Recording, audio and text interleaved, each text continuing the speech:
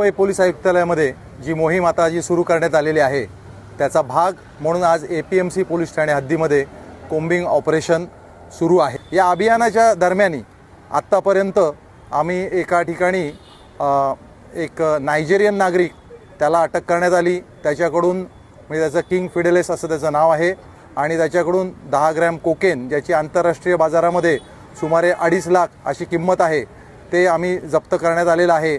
त्याचप्रमाणे एक नजमुल शेख नावाचा आरोपी जो आहे त्याला पकडून त्याच्याकडून एक देशी बनावटीचं रिव्हॉल्वर आणि एक जिवंत काडतूस असे एक जप्त करण्यात आलेलं आहे।